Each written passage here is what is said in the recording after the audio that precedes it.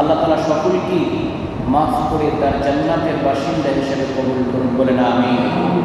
আসলে প্রিয় ভাই বন্ধুরা, সুস্থতা আল্লাহ তাআলার বড় একটি নিয়ামত। এই নিয়ামতের ওয়াজ করতে করতে আপনাকে আপনার জীবন শেষ করে ফেলাইলে আপনারা বুঝবেন না যতক্ষণ বিপদে না পড়বেন।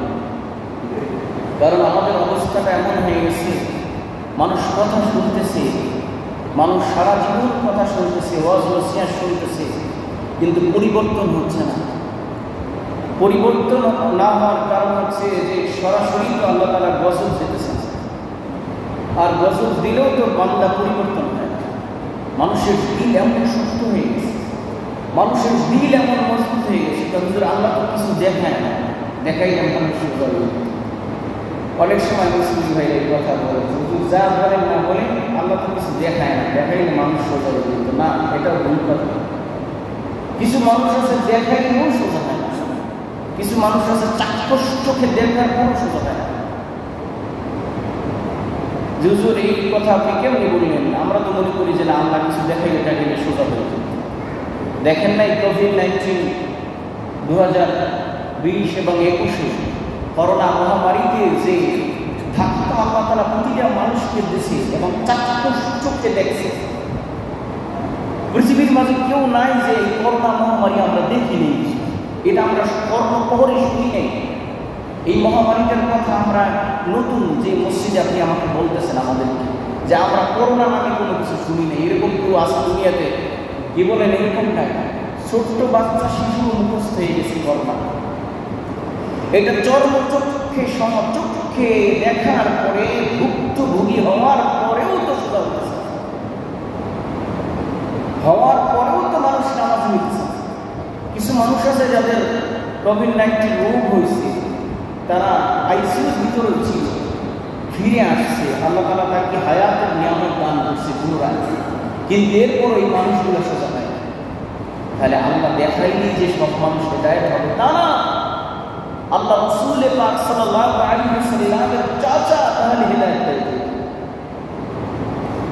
আমি তো দ্বীনের কথা শুনতেছি উলামায়ে কেরামদের থেকে, কোরআনের কথা আমরা শুনতেছি উলামায়ে কেরামদের থেকে 1450 থেকে 1500 বছর পরে। আর যেই কোরআন যেই ব্যক্তির উপরে নাযিল হয়েছে, যেই শরিয়া যে ব্যক্তির উপর থেকে আসছে, যে পূর্ণাঙ্গ আল্লাহর দ্বীন, ইন্না দ্বীনা ইনদাল্লাহি ইসলাম, যেটাকে পূর্ণাঙ্গতা আল্লাহ তাআলা যার মধ্য দিয়ে করেছে, যার মধ্য দিয়ে করেছে, সেই ব্যক্তির চাচা, সেই ব্যক্তি যার কোলে কাছে পিছিয়ে চলে মানুষ, সেই ব্যক্তিকেও আল্লাহ তাআলা হেদায়েত নসিব করে নেয় এই কারণে যে সেই হেদায়েত আল্লাহ তাআলার কাছে চায় না। এই জন্য আল্লাহ তাআলা তাকে হেদায়েত নসিব করে নেয়। এখন আপনি আমি তো রমজান মাসের নামাজি হওয়ার জন্য আল্লাহ তাআলার কাছে বলছি, আল্লাহ রমজানের নামাজি বানান, রমজান পর আর আমার খুঁজে দেবে না। কারণ কেন? হুজুর আমার ব্যবসা আছে, বাণিজ্য আছে, চাকরি আছে, বাকরি আছে, ক্ষেত আছে, খাবার আছে, বিভিন্ন ব্যস্ততা আছে। রমজান মাস হুজুর এই জন্য একটু কমাই দিচ্ছি, এই মাসে আল্লাহর ইবাদত করবো, এরপরে না। আসলে রমজানের মোবারক থেকে আমাদের তাকওয়া অর্জন করে আমরা বাকি 11 মাস পরিচালনা করব। এই জন্য রমজান মাস এসেছে, রমজান মাস আল্লাহ দিয়েছে।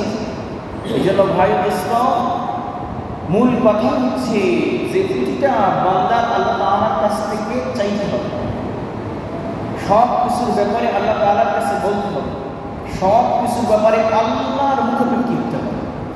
আমরা তো মানুষ বান্দাদের মাখলুকের মুখোমুখি হয়ে গেছি, আমরা দোকানের মুখোমুখি হয়ে গেছি, ব্যবসার মুখোমুখি হয়ে গেছি, আমরা গাড়ি চালানের এটা থেকে রিজিক এটার মুখোমুখি হয়ে গেছি, আমরা ক্ষেতের মুখোমুখি হয়ে গেছি। কিন্তু আল্লাহ বলছে যে আমার মুখোমুখি হয়, তোমার মাথাকে মস্তককে অবনত করে দেওয়া আমার কাছে।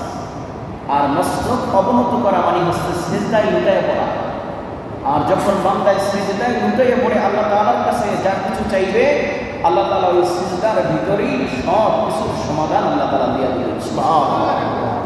এজন্য আল্লাহ রাব্বুল আলামিন 5 ওয়াক্ত নামাজের তাকিদ দিয়ে কোরআনে কারীমের ভিতরে বান্দাদেরকে মেসেজ করলেন, বান্দাদেরকে এলান করলেন, বান্দাদেরকে জানিয়ে দিলেন, বান্দাদের কানে কর্ণকুহরে পৌঁছে দিলেন যে বান্দারে বা জামাতের কদর করে খুশু খুশু অবস্থায় নামাজ আদায় করা। নামাজটা একমাত্র আমি রবের জন্য আদায় করি। যে 2 রাকাত নামাজ পড়ো, 4 রাকাত নামাজ পড়ো, 8 রাকাত পড়ো, 20 রাকাত পড়ো, 100 রাকাত নফল নামাজ পড়ো, বা ফরজ 4 রাকাত পড়ো, ফরজ 2 রাকাত পড়ো, যা পড়ো আমি আল্লাহর জন্য পড়ো। যা পড়ো আমি আল্লাহর জন্য পড়ো। যা পড়ো জীবনে সব কিছু আমি আল্লাহর রাজির জন্য পড়ো। কারণ পৃথিবীর কেউ কাউকে খুশি করতে পারে না। পৃথিবীর মানুষ, প্রতিটা মানুষ স্বার্থপর। পৃথিবীর প্রতিটা মানুষই স্বার্থপর। পৃথিবীর কোনো দিনও মানুষকে আপনি খুশি করতে পারবেন না। পৃথিবীর সমস্ত সম্পদ যদি আপনি দিয়ে দেন তারপর খুশি হবেন। আপনার স্ত্রীকে আপনি পৃথিবীর উন্নত মানের যা কিছু আছে দিবেন, তারপর আপনার স্ত্রীর মন করবে না। এই পৃথিবীর মাঝে আপনার ছেলেকে আপনি BMW গাড়ি দেন, এর চাইতেও ভালো উন্নত মানের ফ্যাশনার আপনার ছেলেকে দেন, আপনার মেয়েকে দেন, কোনোদিনও ছেলে মেয়ের মন ভরা যায় না। পৃথিবীটা এমন স্বার্থপর। পৃথিবীর মাঝে আসমানের নিচে জমিনের উপরে আপনার আমার সব চাইতে দামি আল্লাহর পরে আল্লাহ তাআলা যাদেরকে রেখেছেন পিতা মাতা, তাদের মনও ভরা যায় না, তাদের চাহিদা পূরণ যায় না। কিন্তু একমাত্র আল্লাহ সুবহানাহু ওয়া তাআলাকে বান্দা খুশি করার জন্য একবার জবান থেকে আল্লাহ বলাই বান্দার জন্য যথেষ্ট হয়ে যায়। সুবহানাল্লাহ, জোরে বলুন সুবহানাল্লাহ। একবার জবান থেকে আল্লাহ বলাটাই বান্দাকে খুশির জন্য যথেষ্ট হয়ে যায়। কিন্তু সেই একবার যে সুবহানাল্লাহর জিকির করবেন সেই সময়টা কই আপনাকে। এজন্য আমরা যখনই সময় পাবো মসজিদে সময় দেব। আমাদের জীবনে ইবাদত যতটুকুই করি একমাত্র আল্লাহর জন্য করব। আমাদের জীবনে এক ওয়াক্ত নামাজ আদায় করি, সেই নামাজটা যেন সহিভাবে আদায় হয়। এই জন্য নামাজের কদর করা, নামাজের পাবন্দি হওয়া, নামাজটাকে গুরুত্ব আকারে আদায় করা, যে আমি রবের সামনে দাঁড়ায় নামাজ আদায় করছি। আমি কোনো দুনিয়ার মাখলুককে, খালেকের সৃষ্টিকে খুশি করার জন্য না, একমাত্র আমি খালেককে, রব্বে কারীমকে খুশি করার জন্য নামাজ পড়ছি। এই জন্য সেইভাবে নামাজ আদায় করুন, দেখবেন নামাজের মজা আপনার অন্তরে আসতে শুরু করবে। এখন তো নামাজের মজা নাই। নামাজ পড়ে চুরি করে, নামাজ পড়ে ডাকাতি করে, নামাজ পড়ে মাটি কম দেয়, নামাজ পড়েই হুজুর মিথ্যা কথা বলে, নামাজ পড়ে হুজুর চগলখড়ি করে, নামাজ পড়ে পরনিন্দা করে, নামাজ পড়ে হুজুর কোনো খারাপ কাজ নাই যে কাজ আপনার মুসলিম করে না। কিন্তু আল্লাহ রাব্বুল আলামিন এর বিপরীত কথা বলতেছেন, ইন্নাস সালাতা তানহা আনিল ফাহশাই ওয়াল মুনকার। নামাজ প্রতিটা বান্দাকে তার সকল প্রকারের অশ্লীল গহীন কাজ থেকে, সমস্ত পাপাচার থেকে, পৃথিবীর সমস্ত গুনাহ থেকে নামাজ বান্দাকে হেফাজত করে। কিন্তু কথাটা উল্টো হয়ে গেল না, নামাজ পড়ে সব করে। তাহলে আল্লাহ তাআলা কি মিথ্যা বলতে পারে? বলেন, বলতে আল্লাহ তাআলা মিথ্যা বলতে পারে? কি বলেন, আল্লাহ তাআলা কি মিথ্যা বলতে পারে? আল্লাহ তাআলার কথা চূড়ান্ত পর্যায়ে সত্য। এর মানে হচ্ছে যে আপনার আমার নামাজের ত্রুটি আছে, আপনার আমার নামাজের ভিতরে ভুল আছে, আপনার আমার নামাজের ভিতরে খুশু নাই, আপনার আমার নামাজটা আল্লাহর জন্য হয় না। এই জন্য আপনার আমার নামাজের পরে গুনাহের জন্য আপনার আমার দিলটা নেই, আপনার আমার মনটা নেই। এই জবান দিয়ে নামাজে আল্লাহর সূরা কেরাত করি, জবান দিয়ে আল্লাহর কাছে এই কপাল দিয়ে সিজদা করে আল্লাহর প্রশংসা করতে থাকি, সুবহান রাব্বিয়াল আ'লা, সুবহান রাব্বিয়াল আ'লা। প্রশংসা করার পরে এই জবান দিয়ে তো সেই বান্দা মিথ্যা বলতে পারে না, এই জবান দিয়ে তো সেই বান্দা চগলখড়ি করতে পারে না, এই জবান দিয়ে তো সেই বান্দা মানুষের ক্ষতি করতে পারে না। এই জন্য নামাজটাকে সঠিকভাবে আদায় করতে হবে। তাহলে নামাজ সকল অশ্লীল পাপাচার কাজ থেকে আপনাকে আমাকে বিরত করে দেবে। এই জন্য নামাজকে আগে সঠিক করতে হবে, নামাজের পাবন্দি হতে হবে, নামাজটা খুশু অনুপাতে আদায় করতে হবে, নামাজের ভিতরে আল্লাহর ধ্যান পয়দা করতে হবে। নামাজটা যেন আমি আল্লাহর কুদরতি কদমে সেজদা দিতেছি এইরকম মন মানসিকতা মস্তিষ্কের পরিবর্তন ঘটাতে হবে। কিন্তু আমরা নামাজ আদায় করি কোন রকম মানুষকে দেখে টুকটাক সেজদা দিয়ে চলে যায়। নামাজি স্পিরিট ভালো কাজ, এর প্রশংসায় মানুষ মুগ্ধ। নামাজ যে রবের সামনে দাঁড়ানা, সেই রবের সামনে আমার কথাটা কিভাবে হচ্ছে? আপনি যে নামাজে কেরাত করলেন, আপনি যে নামাজে যে সূরা পড়লেন, এটা আপনি নামাজে পড়লেন না, নামাজে যেন আপনার রবের সাথে আপনি কথা বললেন। বলুন সুবহানাল্লাহ। আল্লাহ রাসূল সাল্লাল্লাহু আলাইহি ওয়াসাল্লাম বললেন, নামাজে সূরাতুল ফাতিহা 60টি আয়াতের, প্রতিটা আয়াতের পরপরই বান্দার তেলাওয়াত আয়াতের শেষ আল্লাহর প্রশ্নের অ্যানসার শুরু হয়ে যায়। সুবহানাল্লাহ। আপনি আল্লাহ তাআলাকে সিজদার ভিতরে ডাকেন, সুবহান রাব্বিয়াল আ'লা।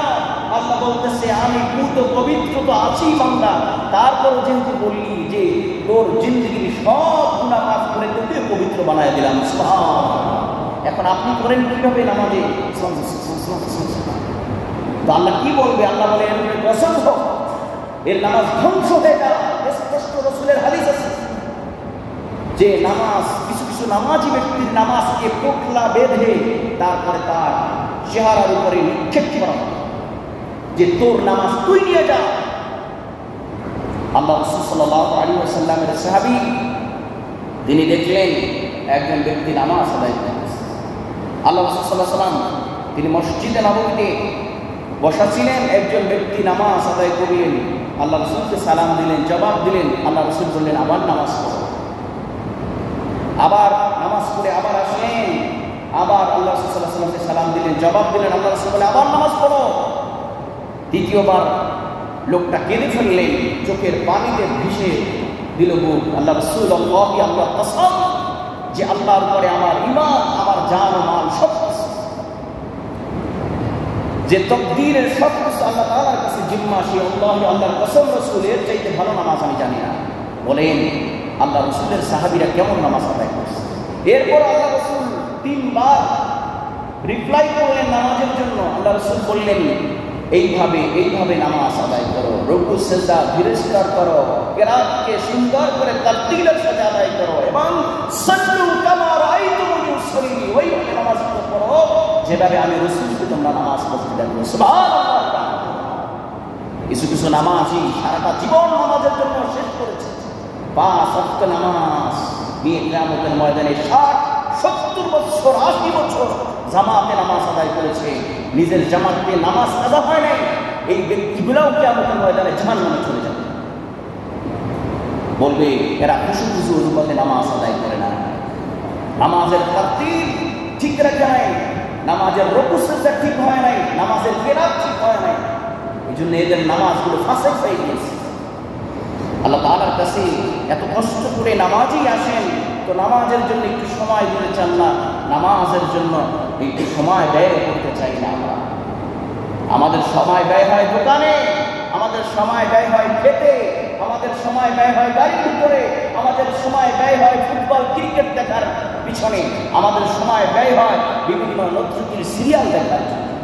আমাদের সময় তো রবের কদমে সিজদার জন্য ব্যয় হয়। সিজদা বড় গেলেও তো ইমামের সমালোচনা হয়, সিজদা বড় গেলে তো নামাজের পরে সমালোচনার ঝড় চলতে থাকে। শিরোর আয়লা নার্ভিস শুরু হয়ে গেছে। শোনেন ভাইরা বন্ধুরা, এই নামাজের জন্য আল্লাহ রাসূল এত কষ্ট করে নেই। আল্লাহ নবী পয়গম্বর আরবি সাল্লাল্লাহু আলাইহি ওয়াসাল্লাম জীবনের শেষ মুহূর্ত অবস্থায় জামাতে নামাজ আদায় করেছেন। আল্লাহ নবী যখন অসুস্থ, জ্বর, শরীরের ভিতরে ব্যথা, পেইন, আল্লাহ রাসূল সাল্লাল্লাহু আলাইহি ওয়াসাল্লাম কখনো হুশ কখনো বেহুশ, এই অবস্থায় আল্লাহ রাসূল সাল্লাল্লাহু আলাইহি ওয়াসাল্লাম 2 জন সাহাবীর কাঁধে ভর করে তারপর জামাতে নামাজ আদায় করেছেন। আল্লাহ রাসূলের জীবনের শেষ নামাজ। আল্লাহ নবী তার ঘরের ভিতরে শোয়া আল্লাহ রাসূল সাল্লাল্লাহু আলাইহি ওয়াসাল্লামের জন্য অপেক্ষা করতে করতে সাহাবীরা নামাজে হযরত আবু বকর সিদ্দিক রাদিয়াল্লাহু তাআলা ইমামতিতে সাহাবীরা নামাজের কাতারে দাঁড়িয়ে গেলেন। সাহাবায়ে কেরাম আজমাইন ওই নামাজে এত পরিমাণে কান্না করেছে, এত পরিমাণে ভেঙে পড়েছে,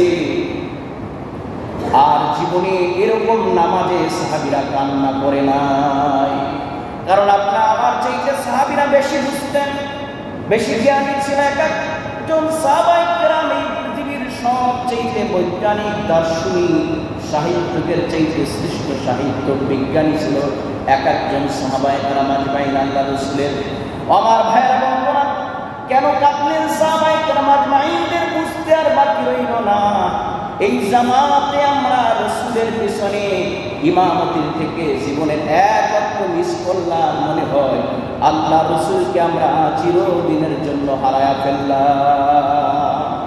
সাহাবায়ে কেরাম আজমাইনদের এই জামাত চলাকালীন আল্লাহ রাসূলের হুঁশ এসে পড়ল। আম্মা জান আয়েশা সিদ্দিকা রাদিয়াল্লাহু তাআলা বিশ্বনবীকে বলতেছেন, আমার প্রাণের স্ত্রী আয়েশা, এখন কি সময়? আল্লাহ রাসূলকে বলতেছেন, আল্লাহ রাসূল, নামাজের সময়। জামাতের জন্য অপেক্ষা করতে করতে আপনার ইমামতির জন্য আপনার সাহাবীরা নামাজে গায়ে গায়ে কাতারবদ্ধ হয়ে নামাজের জামাত শুরু করেছে, আর আপনার আবু বকর ইমামতি করতেছে। আল্লাহ রাসূল সাল্লাল্লাহু আলাইহি ওয়াসাল্লাম এতটা অসুস্থ ছিলেন, আল্লাহ রাসূল সাল্লাল্লাহু আলাইহি ওয়াসাল্লামের শরীর এতটা দুর্বল ছিলেন। আল্লাহ নবী বললেন, ও আমার প্রাণের স্ত্রী, আমার মাথাটা উঁচু করে তোমার উরুর উপরে দিয়ে দাও, আমি মসজিদে নববীর সেই জামাতে নামাজ দেখতে চাই। আল্লাহ নবীকে উরুর উপরে চড়িয়ে দিলেন। আম্মা জান, আল্লাহ নবী জামাতের নামাজ দেখে দেখে দুই চোখের পানি ছেড়ে দিলেন, বাচ্চাদের মতো আল্লাহ নবী কান্না শুরু করলেন। আম্মা জান আয়েশা বলতেছে, ওগো আল্লাহ রাসূল, ওগো হাবিবুল্লাহ, আমার প্রাণের স্ত্রী, আমার প্রাণের স্বামী মুহাম্মদুর রাসূলুল্লাহ সাল্লাল্লাহু আলাইহি ওয়াসাল্লাম, আপনি কেন কাঁদতেছেন? আল্লাহ নবী বলতেছেন, ওগো আয়েশা, এই নামাজের জামাতে নামাজ প্রতিষ্ঠার জন্য আমি যেটা কষ্ট করেছি, এই যে চোখের পানিটা, এই পানিটা আমার দুঃখের কোনো পানি নয়, এই পানিটা আজকে আমার সুখের পানি। কারণ আজকে জ্বলন্ত প্রমাণ একটি ফুটেজ আমার কাছে ধরা পড়ল যে আল্লাহ রাব্বুল আলামিন আমাকে যে জামাত প্রতিষ্ঠার জন্য দুনিয়াতে পাঠিয়েছে, ওগো আয়েশা, সেই জামাত আজকে আমি প্রতিষ্ঠিত করতে পেরেছি। আজ মুসলমান জামাতে নামাজ নাই, আজ মুসলমান নামাজের পাবন্দি নাই, নামাজে খুশু নাই, নামাজ তাড়াহুড়া কবুতরের খাবার খাদ্যের মতো নামাজ পড়তে চায়। আল্লাহ রাসূল সাল্লাল্লাহু আলাইহি ওয়াসাল্লাম বললেন, ওগো আয়েশা, এই নামাজ প্রতিষ্ঠার জন্য আমি দান মোবারক শহীদ করেছি। অসংখ্য সাহাবীরা এই জামাত প্রতিষ্ঠার জন্য জীবন দিয়ে শহীদ হয়েছে। এমনকি লোহার টুপি ভেঙে আমার মাথার ভিতরে ঢুকে গিয়েছে। ওগো আয়েশা, আজকে আমার জীবনে যেই দৃশ্যটা আমার বাস্তবায়নের জন্য দুনিয়াতে আল্লাহ রাব্বুল আলামিন পাঠালেন, সেই জামাত প্রতিষ্ঠিত হলো। জ্বলন্ত প্রমাণ প্রতিচ্ছবি আমার চোখে ধরা পড়ল। এইভাবে শুধু আমার সাহাবীরা জামাতে নামাজ আদায় করবে না গো আয়েশা, কিয়ামত পর্যন্ত আমার প্রতিটা উম্মত এইভাবে কাতারবদ্ধ হয়ে জামাতে ইমামের পিছনে নামাজ আদায় করবে। আজ মুসলমান নামাজ নাই, আজ মুসলমান রমজান মুবারক শেষ, আমাদের নামাজ শেষ হয়ে গেছে। রমজান শেষ, মনে হয় ইবাদত শেষ। রমজান বিদায় নিয়েছে, ইমান আমল সব বিদায় করে প্যাকেট করে রেখে দিছে, আবার রমজান আসবে, আবার শুরু করবে। এই জন্য তো রমজান আসে নাই। আল্লাহ তাআলা রমজান দিয়েছে তাকওয়া অবলম্বন করার জন্য। দেখবেন যেগুলো ব্যাটারি চালিত গাড়ি, এই গাড়িগুলোতে চার্জ দেয় কেন? গাড়িটা আবার পুনরায় চলার জন্য। গাড়ির চার্জ শেষ, পুনরায় চলার জন্য আবার চার্জ দেয়। আপনাদের প্রতিটা বান্দার একটি বছর জীবনের অতিক্রম করার পরে বান্দার ত্রুটি বিস্মৃতিগুলো থেকে বান্দাকে হেফাজত করার জন্য, বান্দাকে আবার একটি বছর ইবাদতের জন্য রিফারিং করে বান্দাকে পরিপূর্ণতা রূপে ইবাদতের জন্য তাকওয়া অবলম্বন করে পরেশগারিতা অবলম্বনের জন্য এই রমজানুল মুবারক প্রতি বছর আল্লাহ তাআলা আমাদেরকে দেয়। কিন্তু আমরা তো সেই তাকওয়া রমজান থেকে অবলম্বন করি না। রমজানের যা হয় রমজানই সেটা ভাস করে আমরা রেখে দিই। এই জন্য ভাই দোস্ত, কিয়ামতের ময়দানে এই নামাজ সম্বন্ধে আপনাকে আমাকে জিজ্ঞাসা করবে।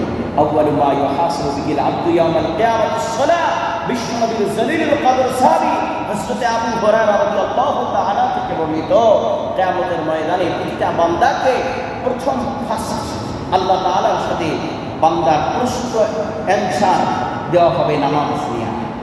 আল্লাহ তাআলা প্রথমে প্রশ্ন করে বান্দাকে কি নিয়ে? নামাজ নিয়ে। যে বান্দা তোমার নামাজ ঠিক আছে, তোমার নামাজ সঠিক আছে কিনা? আল্লাহ রাসূল সাল্লাল্লাহু আলাইহি ওয়াসাল্লাম বললেন যে যেই ব্যক্তির যেই উম্মতের নামাজ সহি হয়ে গেল, নামাজ তার আমল নামায় পরিপূর্ণ হয়ে গেল, বান্দার যদি ছোটখাটো সগীরা গুনাহগুলো থাকে আল্লাহ তাআলা এটাকে মাফ করে নামাজের উসিলায় বান্দাকে আল্লাহ তাআলা জান্নাত দিবেন। সুবহানাল্লাহ। আল্লাহর সাথে বান্দার প্রথম কথা থাকবে, আল্লাহর সাথে বান্দার প্রথম হিসাব থাকবে, আল্লাহর সাথে বান্দার প্রথম অ্যান্সার থাকবে, প্রশ্ন থাকবে নামাজ নিয়ে। পৃথিবীর কোনো এক্সামে, পৃথিবীর কোনো পরীক্ষায় এরকম নাই যে প্রশ্ন আউট করে দেয় আগে। আপনার আমার লাইফের যে বড় এক পরীক্ষা আসছে কিয়ামতের ময়দান, সেই ময়দানে আল্লাহর সাথে বান্দার প্রথম কথা, প্রথম প্রশ্ন থাকবে নামাজ নিয়ে, সালাত নিয়ে। আল্লাহ তাআলা প্রথম প্রশ্ন করবে, এই প্রশ্নের অ্যান্সার দেওয়ার জন্য আল্লাহ তাআলা অ্যান্সার তৈরি করার জন্য আপনাকে আমাকে 60 বছর, 70 বছর, 80 বছরের হায়াতের জিন্দেগি দান করেছে এই অ্যান্সারকে তৈরি করার জন্য। যেরকম একটি এক্সামের স্টুডেন্টকে, ছাত্রকে দীর্ঘ 1 বছর সময় দেওয়া হয়, তার বোর্ডে পরীক্ষা দেওয়ার জন্য 1 বছর তাকে সময় দেওয়া হয়, যে 1 বছর পড়াশোনা করো, ইচ্ছা করলে ল্যাপটপটা দিয়ে ঘুমাও, ইচ্ছা করলে গেমস খেলো, ইচ্ছা করলে মোবাইল দেখো, তোমার স্বাধীনতা আছে। কিন্তু পরীক্ষার হলে ঢোকার পরে আর কোনো স্বাধীনতা নেই। তখন সেখানে তোমার প্রশ্নের অ্যান্সার করতে হবে। তুমি যত ব্রিলিয়ান্ট ছাত্র থাকো না কেন, যত মন্ত্রী, এমপি, মিনিস্টারের ছেলে মেয়ে থাকো না কেন, পরীক্ষায় অ্যান্সার করতে হবে। অ্যান্সার করবে না, পরীক্ষায় পাস করবে না। সুতরাং ভাইয়েরা, বন্ধুরা, আমরা যারা আজকে অর্থে, বাড়ি গাড়ি, টাকা পয়সা, প্রতিপত্তির অহংকার, অহমিকাতে আমাকে নিমজ্জিত করে রেখেছি, এটা কিচ্ছু আসবে না সেদিন, যেদিন আপনাকে আল্লাহ তাআলা প্রশ্ন ছুড়ে দিবেন, অ্যান্সার দাও বান্দা, তোমার নামাজ ঠিক আছে। আল্লাহ রাব্বুল আলামিনের কাছে ওই দিন বান্দাগুলো কিভাবে জবাব দিবেন যে আপনি নামাজ পড়েন নাই? প্রথম কথাই আল্লাহর সাথে আপনার সাথে প্রথম কথার অ্যান্সারই আপনি দিতে পারবেন না।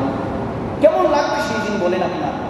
আজকে এই দিনে বেঁচে গেলেন, স্ট্রিট থেকে, সমাজ থেকে শুধু জুমার মুসল্লি বানায়া দেখাইলেন আমি যে একজন নামাজি, এটা হুজুর আপনিও দেখেন, সমাজবাসী দেখুন, এরপরে আর পিস্তল টাকাই আমার মুসল্লি দেখতে পারবেন। বলেন আমার থেকে ফাঁকি দিলেন, সমাজ থেকে ফাঁকিবাজ করে নামাজ থেকে আপনার মুখকে, চোখকে, কপালকে আল্লাহর কদম থেকে, সিজদা থেকে সরায়া রাখলেন, সেই দিন কি জবাব দিবেন আল্লাহ? আউয়ালু মা ইউহাসাবু বিহিল আবদু ইয়াউমাল কিয়ামাতিস সালাহ। আল্লাহ রাসূল আল্লাহ প্রশ্ন আউট করে দিলেন যে সাবধান উম্মত, কিয়ামতের ময়দানে তোমার রব প্রথমে তোমাকে জিজ্ঞেস করবে তোমার নামাজের কি হাল আছে। এজন্য ভাই দোস্ত, আমরা সকলেই নামাজের পাবন্দি হয়ে যায়, জামাতের পাবন্দি হয়ে যায়। 5 ওয়াক্ত নামাজ শুধু রমজানের মোবারকে নয়, সারাটি জীবনের জন্য 5 ওয়াক্ত নামাজ বানায় ফেলায়। আল্লাহ রাব্বুল আলামিন রমজানের জন্য নামাজ বলে নাই, সারা জীবনের জন্য নামাজ ফরজ করেছে।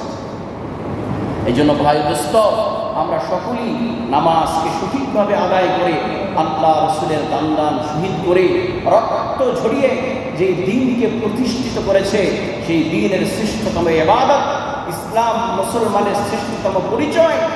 কাফের মুশরিকদের সাথে মুসলমানদের পার্থক্য হচ্ছে নামাজ দিয়ে।